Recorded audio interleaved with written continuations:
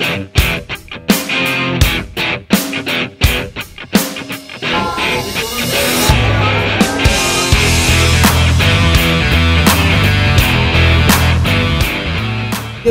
semuanya ya, kita barusan sudah selesai mengajukan pendaftaran PK kita, sudah diproses, tinggal nanti bisa kita ambil aktanya, tapi semua persyaratan sudah kita penuhi. Kan? Seperti kita tahu tentunya persyaratan PK ini kan tidak seperti yang lain, ada kekhususan di mana harus ada bukti-bukti yang kita ajukan. Nah hari ini, di hari ulang tahunnya Jessica ini, persis ya, kita nggak rencanakan loh sebenarnya itu kemarin ya, kemarin yang harus kita daftarkan, tapi karena suatu hal kita putuskan hari ini. Ternyata hari ini hari ulang tahun Jessica. Nah, peristiwa terjadi pada tahun 2016, itu 8 tahun yang lalu di pengadilan negeri ini. Itu mungkin Jessica sedikit agak tegang karena dia dulu datang sini selalu dengan baju putih ya, Jess ya, dan baju putih. Dia bilang tadi saya waktu di mobil, bilang, waduh Om, gimana ini 8 tahun lalu saya agak sedikit trauma juga lihat pengadilan gitu ya. Tapi saya bilang kan suasananya kan berbeda.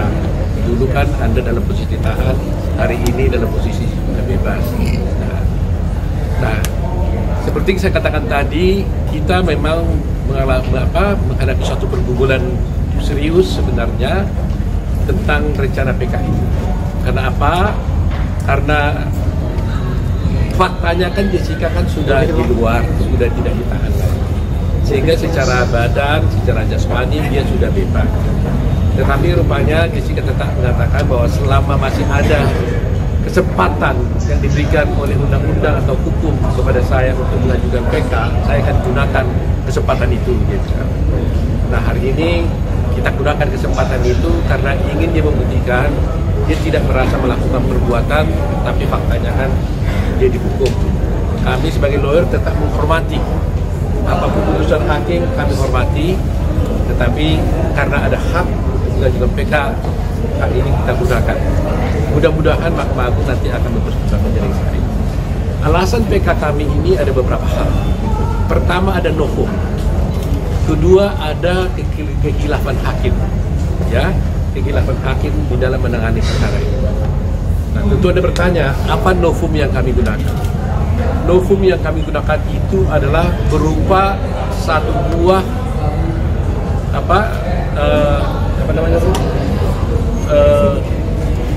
semacam flash disk ya. Satu buah flash disk berisi rekaman kejadian ketika terjadinya tuduhan pembunuhan terhadap Mirna, yaitu di Oliver, ya kan? Sebagai latar belakang buat kita supaya ingat bahwa Jessica ini diadili dengan tidak ada satu saksi pun yang melihat bahwa dia memasukkan racun ke dalam gelas. Satu orang saksi pun tidak ada. Tetapi pada waktu itu diputarlah CCTV yang ada di restoran Oliver. Nah, inilah menjadi dasar, jadi petunjuk bagi pengadilan untuk menghukum Jessica ini.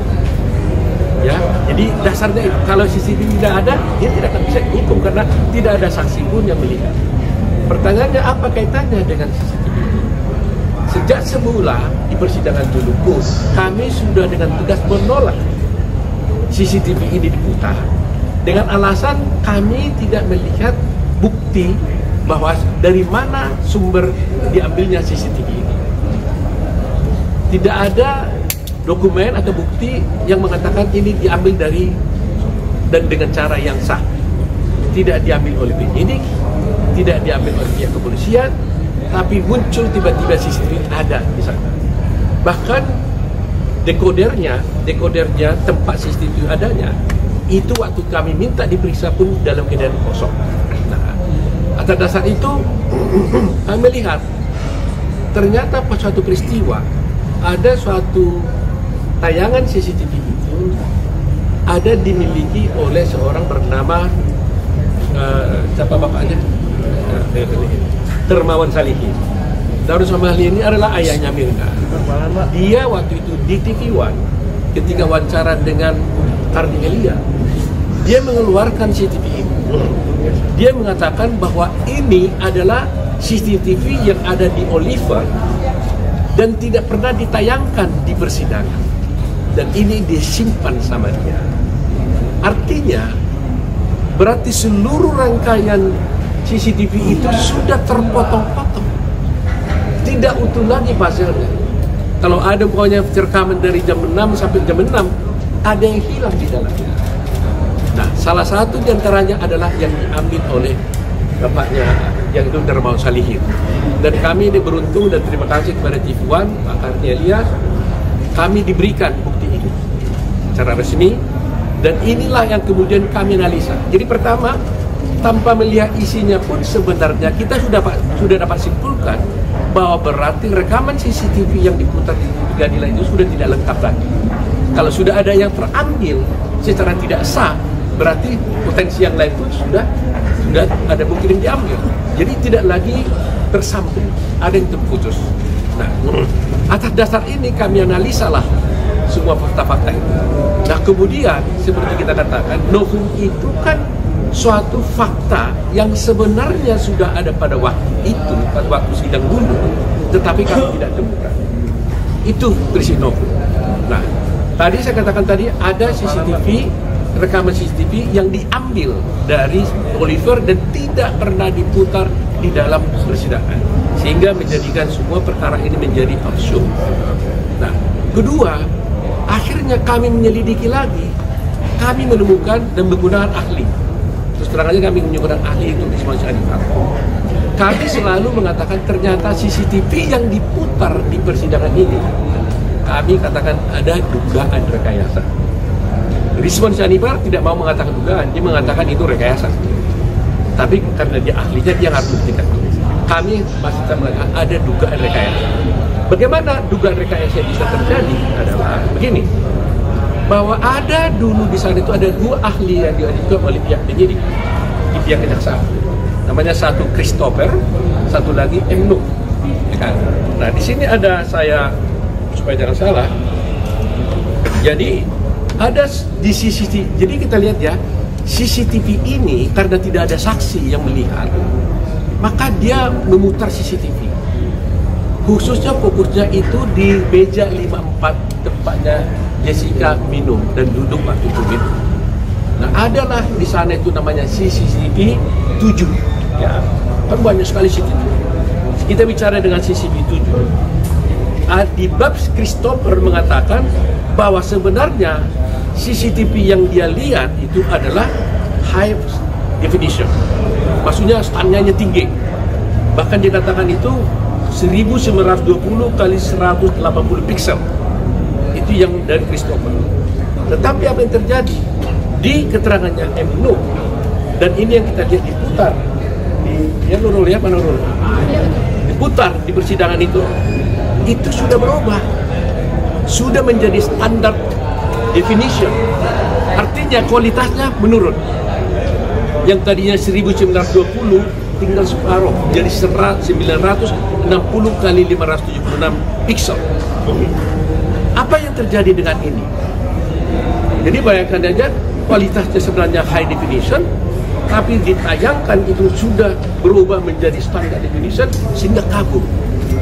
Disinilah mulai terjadi, karena kegaburan ini akhirnya kan hakim jadi nggak bisa melihat yang sebenarnya, dituntunlah. Ya, ini kan inilah yang dipersoalkan di sana pada waktu itu. Ada yang mengatakan Jessica memindahkan centerpiece, ya, di meja. Jessica memindahkan paper bag, jadi sejagat. Jessica mengambil sesuatu dari tas, masukkan ke gelas, ya, dan kemudian paper bag memindahkan paper bag dari kursi dan sebagainya.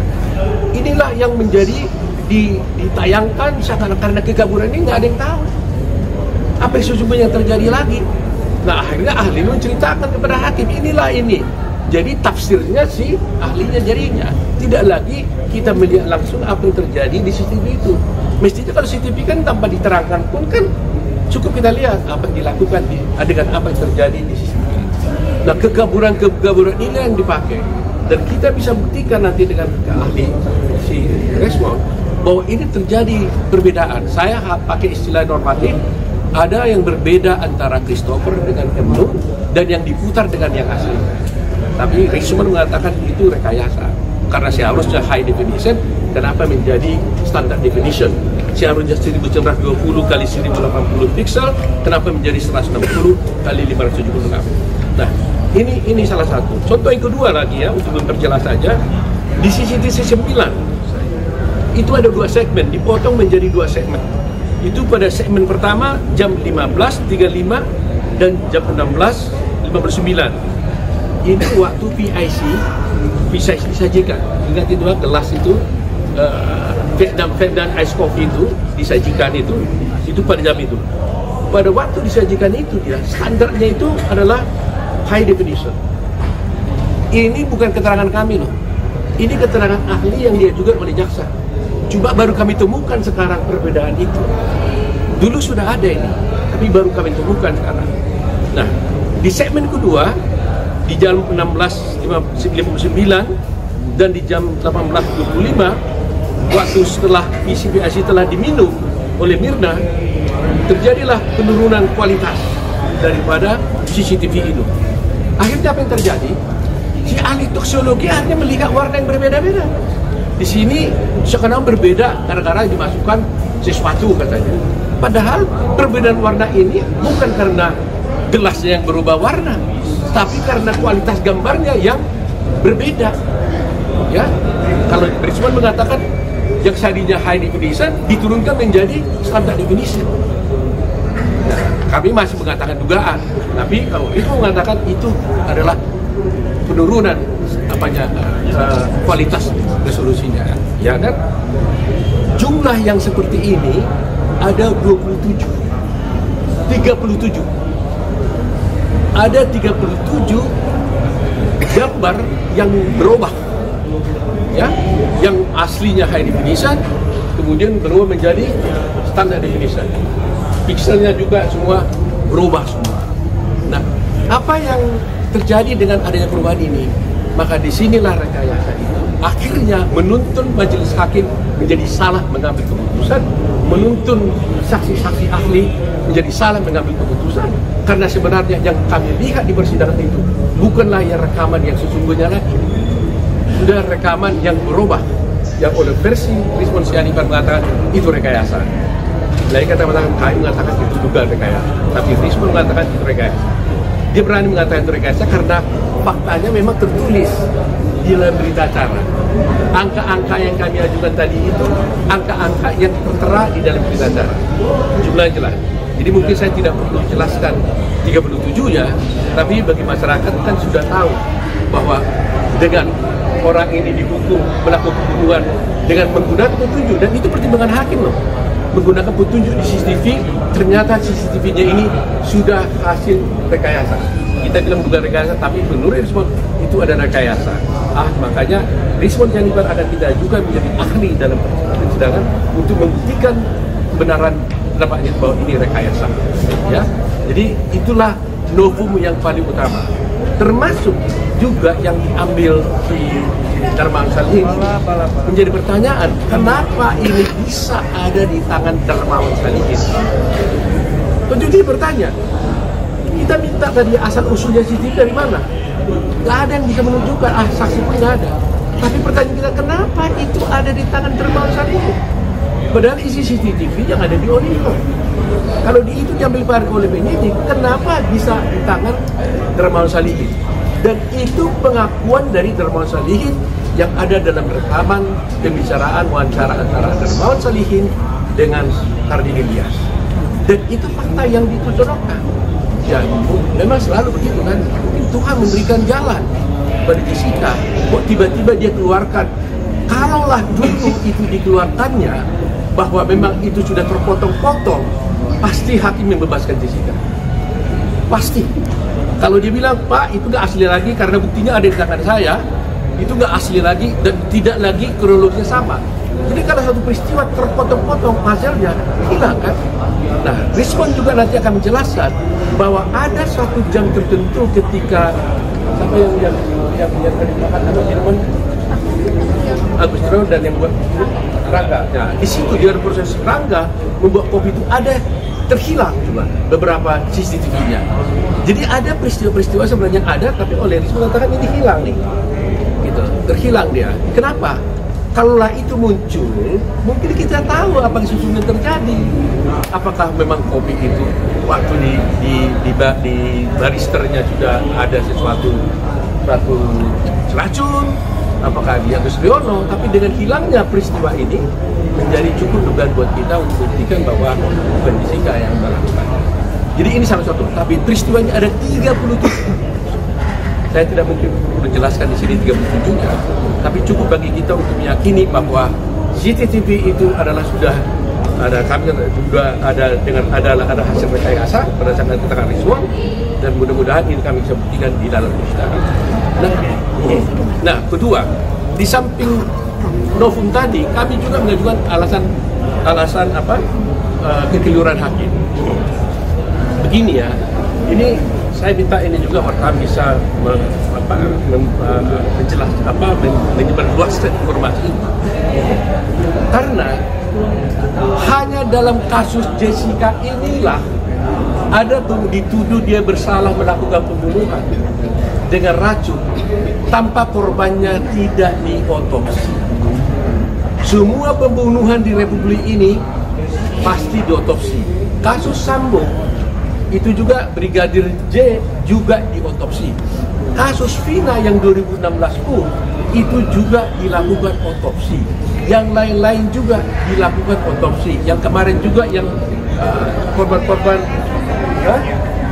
ya Vina dan juga yang penjual goreng dan sebagainya, semuanya diotopsi. Pertanyaan saya, kenapa hanya satu-satunya Jessica dihukum tanpa otopsi? Adil nggak ini? Adil nggak? Kenapa? Nah, oleh karena itulah saya sebagai pengajar, saya mengajar kepada mahasiswa saya.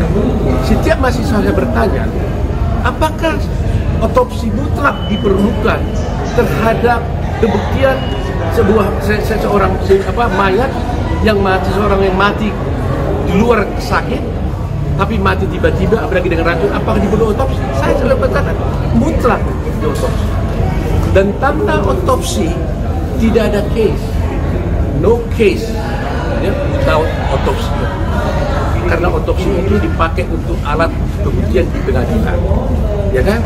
Nah, oleh karena itu sampai sekarang Mahkamah Agung kami sudah minta berkali-kali di dalam memori kami hendaknya membuat suatu keputusan. Apakah memang otopsi itu mutlak diperlukan? Apakah otopsi ini boleh tanpa diotopsi bisa dinyatakan dia mati karena racun? Dan diketahui pula lagi matinya karena cyanida. Ini buat kita mungkin biasa, tapi bagi hukum, bagi keadilan ini sangat penting. Jadi karena ini tidak dipertimbangkan oleh hakim di dalam pertimbangannya, kami menganggap ini hal yang baru. Kami menuntut untuk mintalah appeal lah ya kepada Mahkamah Agung, buatlah putusan. Kalau hakim Mahkamah Agung mengatakan nggak apa-apa tanpa otopsi bisa dinyatakan dia mati karena racun, itulah putusan hakim. Ya, walaupun kalau memang harus dengan otopsi, bebaskanlah Jessica. Karena dia tidak pernah, korbannya tidak pernah diotopsi.